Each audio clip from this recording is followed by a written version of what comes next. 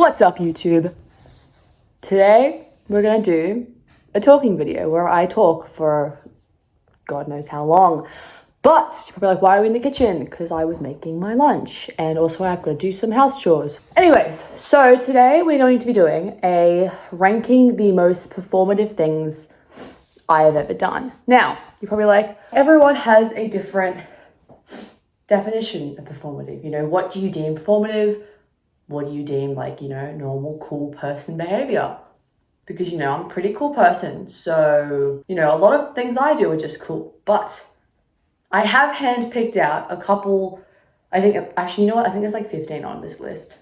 That's what we're going to do today. A lot of us have that little, in our brain being like, if I do this, it's a little bit cooler.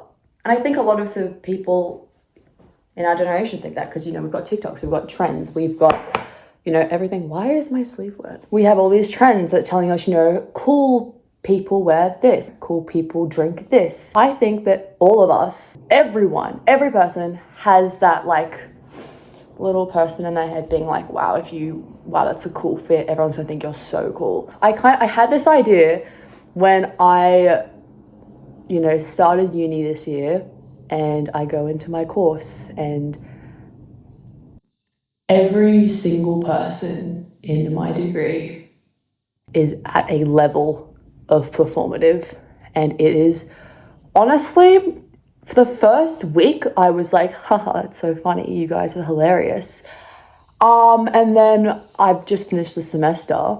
I've been on holidays for like 3 weeks now. But at the end, I've done one semester and I'm kind of over it. In one of my first lectures for one of my classes, someone in the back like quoted some like black and white Russian film to our lecturer. Why are you doing that? It's the first day. It was the first day, literally first day of uni, and you're already doing that. I realize now that I'm like not at the level of performative as some of the people around me, and it's insane. It's crazy. It actually oh my God. So yeah, I hope you enjoyed this video, and this is me like, outing myself for all of the things that I do, which I think it's very good to be self-aware. And I think a lot of people nowadays aren't as self-aware as they should be. This is my way of just, breaking down my actions, my purchases, and the way I live my life. Maybe this will open some of your eyes to things that you do. And it's not a bad thing. I'm not saying that anything that I'm doing in this video or anything that I've done that I'm gonna say is performative is a bad thing. Do whatever you want. I'm not telling anyone how to live. Bro, I'm like, oh my God, I'm like preventing myself from getting cancelled in the future. Anyways, I'm gonna eat my lunch and then I'm actually gonna start the video. So, enjoy. I've decided not to rank them. There's too much that I feel like some of them, they just like can't compare to each other. They're all performative in their own way. This is kind of giving show and tell. Like I have my like little things here. I have my laptop full of all of my list. Okay, so we're gonna start off with conditioning myself to like matcha. It's exactly what it sounds like. So I used to work in an ice cream shop. I used to scoop ice cream for people. And we had a matcha flavor. And I worked there for like 2 years, 2 and a bit, like the peak of performativeness, peak of everybody liking matcha. When everyone was getting matcha, and every time that I took a sip of my friend's drink, I was like, this is disgusting. And so in my like school friend group, it was like 2 of us who just didn't like matcha at all. And so I was like, yeah, I'm just, not gonna be a matcha hater. And then they brought the matcha flavor back at my work, the flavor of ice cream. And so every time I'd have a shift, I'd have a little, when I was like cleaning the ice cream and it'd get mixed with matcha, I'd take a little taste. It'd always be like mixed, I think strawberry was always next to it. And so I'd get like a little strawberry matcha, and every time I try it, I'm like, this is disgusting. I hate it so much. And every shift that I was determined to tolerate matcha. Not even like it, just like tolerate it. Whenever I'd be with a friend, they get matcha, I'd take a sip and I'd be like, matcha, matcha, matcha. Like I'm like recalibrating. And now I like matcha, and I don't actually remember the day that I got a matcha and was like, wow, I really like this. it just kind of like happened because I conditioned myself to like it. I know that I don't like it. And that's why I know it's performative, because I've like forced myself to like it. If I was ranking, that would be number one, because that's actually ridiculous. And that's like a current thing. I got a matcha literally yesterday. No, 2 days ago. I got a matcha. I should have brought a matcha for this video. So yeah, that's the first one. Next, becoming a barista. So defending myself on this one. Yes, I'm a barista. Yes, I showed up every shift in a fire outfit. Yes, I was whipping up a storm with those coffees. Yeah, I was like playing my own music. But to be fair, I became a barista to be employed. That was number one. Did it make me look cooler? Yes, I think it did. Next, we have, I am a performative pocket watch user. Yeah, I own a pocket watch. You know what's even worse? It's got Batman symbol on it. It's not even the right time. Not even the right time. I don't really know how to read analog time either, so. There was one, oh my God, there was one time where I wore it to uni and I had it like fully like on my, I was like, it was like attached to it. That was the most performative thing I think I've ever done in my life. Did I get a matcha that day? I probably did. Next, I play guitar. Yeah. Doesn't even help me. It's a Fender Strat. Looks like the guitar emoji. Do I love this thing? Yeah, I love it. I play it every single day without fail. So, is it even performative if I actually love it? I don't think it is. And I like telling people that I play guitar too, so I think that's the performative part. Actually, I feel like I don't tell people that I play guitar. I kind of just like, if someone asks, like, do you play instruments? I go, yeah, I play guitar. And that feels performative. Next, we have only thrifting my bags. I stand by this. I love thrifting my bags. The one that I use the most is probably this brown one. It's so cute. It's adorable. I love it. I got it for like 10 bucks. The other one that I have is this blue one. Fire. It's got so many pockets, and you know they're vintage because they have the tiny little pocket on the inside for the flip phone. Amazing. And yeah, I also kind of revel in the fact that I can say, hey, look what I thrifted. Or I like your bag, where's it from? I thrifted it. Next, having a CD collection. Now, on my point before about like actually enjoying them, and I actually use my CD player. I actually bedazzled it. Hold up. Isn't that the cutest thing ever? It's so dusty. Trust I use it, guys. Trust. Yeah, I actually use my CD player. I love it to bits. But I just want to, take you through some of the CDs that I have in my collection. Glee Season 1. It's so good. Pepsi chart hits of the 2000s. Now this feels performative, but I actually have 2 of her albums. Lost for Life by Lana Del Rey. This is so good. I think this might be my favorite album by her. Because I mean, NFR is like default number 1. That's like always going to be default number 1. But this is awesome, so I think that's also number 1 for me. Fire. The Twilight soundtrack. Because this is genuinely such a good soundtrack. I love Twilight. Britney Spears. Just Britney. I love this album too. And look at the CD. It's got like fairies on it. Gorgeous. It's got all of her little things from Crossroads, that movie that she was in with Zoe Saldana and that other girl. CDs. See, I actually love them, so I think it's not as performative as like some other things. Okay, next we have owning 2 Sunny Angels. Not 1, I have 2. I have nothing. I've got no defense for this one. It's just me buying into consumerism. They just sit on my, like they don't have any purpose, but they just sit there. Next, doing a media arts degree. Now it feels performative. Now when I tell people that I do like oh, I do a Bachelor of Creative Production. Like, I'm like saying all these words. Do I actually know what my degree is? No. I've been considering my other options, but yeah, doing like a media arts degree where I'm like, yeah, I one of my assessments was to record the sounds of bark. Name? Senorita Awesome. I mean, I said this before when I was in the kitchen. The people in my degree are genuinely some of the most performative people I ever met. So I think me going into uni and being around all those people just makes me feel more performative, even though I might not be. Next, owning a Lululemon Define jacket. You're not familiar with what that is? It's literally just like a Lululemon jacket. And I have one. I got it when I was in year 8 or year 9. I got it because it was trending. That's why I got it. But you know what? Year 8 and year 9 me didn't know any better. So I have nothing else to add on that one. Just like, I do, however, here's another thing. I used to wear it with jeans. Like I wore it with, leggings and like track pants and stuff, but I used to wear it with jeans as well. So that felt not okay.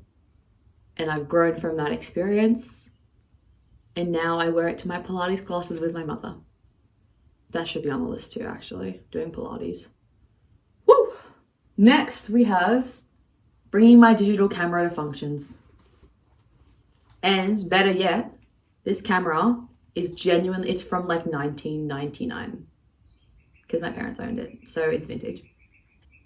I remember one time I was at a party and I was taking photos with this camera, and the day after when I sent everyone the photos, someone texted me going, "Where'd you get your camera from?" And I go, my parents had it when they were in the 90s, so like I don't know where they got it, but it's like vintage, so like I'm not sure if you can still find it. One of a kind. It's so cute though. Next, we have, okay. So, if anyone did the HSC, Great Expectations, who's familiar with the Charles Dickens novel? So, my performative thing surrounding this book was during year 12. I don't know if I was the only one in my class. I think there was probably some other people, but I read the entire book and I actually enjoyed it. There's like a page where, oh my god. And so in my books, I would do little doodles and stuff, and this is the cutest one ever. Basically in this book, you're like the two people who committed crimes, like Magwitch and Compison, and I drew them as raccoons because they're like bandits. Look at them with the little money and the little bags. Like,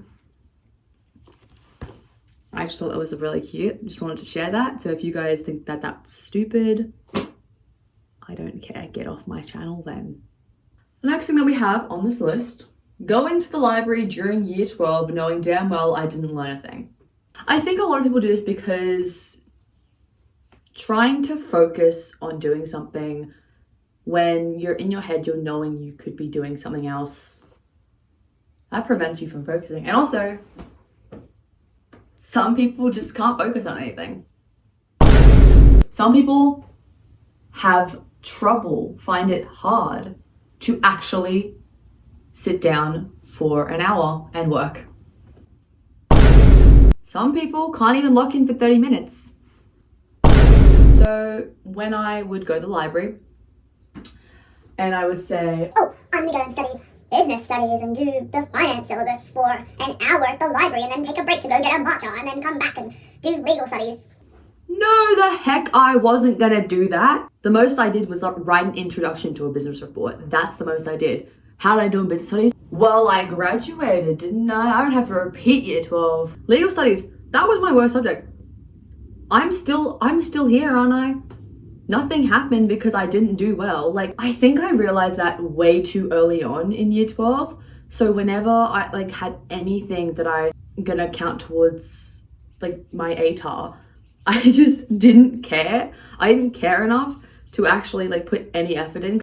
You know, when I go to uni, like no one's actually gonna care about my ATAR. And no one does. If you're asking someone their ATAR in uni, massive side eye, massive glare, massive scoff. Like, what are you doing? That's my opinion! But if you agree with me, hit the like button. So yeah, I used to go to the library and just not do anything. I used to sit there and then after 10 minutes I go, hey, it's like to my friend, I go, hey, let's go get a drink. The next thing, I do this so much. Saying, OMG, you haven't seen that movie, you have to watch it, it's so good. Then having that movie rated like 3 stars on Letterboxd. And the first time that I ever actually clocked this was when I was with someone and they were like, oh, I like this movie. And I go, oh, I watched it too. It was so good, blah, blah, blah. Oh yeah, what did you rate on Letterboxd? I go, oh, let's see. Because I actually, for some reason, thought that I'd rate it high and I gave it 2 stars. And I was like, yeah, it's so good. I enjoyed it so much. Girl. Especially when I'm meeting new people, I always go, oh, what's your favorite movie? You know, what's your favorite movie? And they'll say like a movie and I'll go, oh yeah, I really enjoyed that. Yeah, that's really good. But I think some of the time I think I'm saying that just so I can like continue this like happy, positive vibe conversation. Because I'm not gonna, if I met someone new and they go, yeah, I really liked the Emoji Movie, I'm not gonna say, oh, that movie sucked. I watched it twice and both times I hated it. Conversation done. They're not gonna want to talk to you ever again. They hate you. You know what? Emoji Movie's kind of, that's too far because actually if someone says they like the Emoji Movie, that's my cue to not talk to them ever again. Actually, don't kill me for this. And if you haven't seen it, don't even think about my opinion because it's just my opinion. I didn't like Backrooms. I'm waiting for someone to shoot me. I mean, now, if someone asked me if I liked it, I'd be honest and go, oh, wasn't really my thing. In a couple years, if someone asked me about it, maybe I'll have a little bit of a positive twist on it and say, oh, yeah, no, I liked how they did that. Maybe I do that more than I do lying about liking a movie. You've never seen Fight Club? You've never seen, like that one? I do that a lot because sometimes it shocks me. Sometimes it actually shocks me. Sometimes I'm just being annoying and I'm being like, wow, you've never seen this French film that no one's ever heard of? Oh my gosh, I remember in like year 11, I watched this like Norwegian film. It's not even Norwegian. What even was it? It's called Lamb, 2021, and it is, Iceland. It's Icelandic film. And I watched it and I loved it. In rural Iceland, a childless couple discover a strange and unnatural newborn in their sheep barn, and they decide to raise her as their own, but sinister forces are determined to return the creature to the wilderness that birthed her. That's a good movie. I really enjoy. You know what? If I go on Letterboxd and I've actually rated this movie really low, I'm gonna get really mad because I actually remember really liking that movie. I gave it 3.5. Okay, 3.5 is what I give a lot of movies. 3 stars is what I give a lot of movies that are like, I liked them, like I would watch it again. 3 stars is I would watch it again. But 3.5. That's pretty solid coming from me. Do I give a lot of 4 stars? I feel like I give a lot of 3.5. Did I give a review? I said the sheep ate every scene they were in. Oh my god, I really like this movie. I actually would watch this again. I actually might watch this again because I've remembered this movie. The sheep had like little sweaters and it watched TV and it walked around. Can you see that? I loved that little sheep. There's like a scene where it's walking and it's holding the husband's hand. I want that little sheep.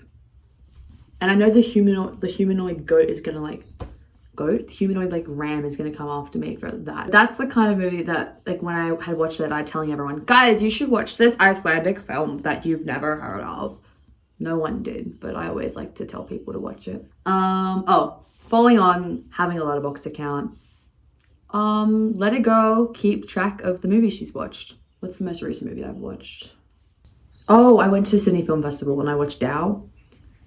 That was a bit too long. That was a 3-hour movie. Oh, if you guys want to go and watch a Sydney Film Festival vlog of like when Lily and I went to watch this movie, you can go watch her video on her channel.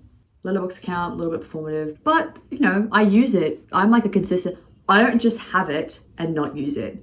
I know people who have Letterboxd and don't use it. Just delete the app at that point. This is the last one, and this is kind of funny. In year 7, during the COVID lockdown, Lily and I we used to plan photo shoots for our Instagrams, and we used to get a range of outfits and rotate locations for said photos. You're probably like, what are you talking about? What am I talking about? Lily and I used to, the day before, 3 or 4 outfits. And we used to go and ride our bikes. I'm just thinking about Jules and her damn bike. And I can also say Hannah Wells on her damn bike. And that helmet. Change outfits. Snap photos. Go to a different location. Change outfit. Snap photos. That's all for today, guys. I hope you enjoyed listening to all of the performative things that I have done in my life. And there are probably more that I will do. Because be true to yourself. And wait, what am I saying? Being performative is not being true to yourself. That's just being performative. Again, just want to reiterate, I'm not saying anything, and if you do any of these things that you're terrible and performative and you should change and actually get a personality. No, I'm not saying that. Stay personalityless. Stay happy. But do have some critical thinking once in a while. And remember, it's not performative if you actually enjoy it. You know, does this mean that I'm not gonna get a matcha next time I'm out? No, I'm probably gonna get a matcha next time I go out. Am I gonna purchase Sunny Angel again? No, they up the prices too. Be happy, be yourself. Oh my god. And don't forget to smile. Okay, love you guys. Don't forget to smile. Please, someone get that. Anyways, okay, bye. Thanks for watching.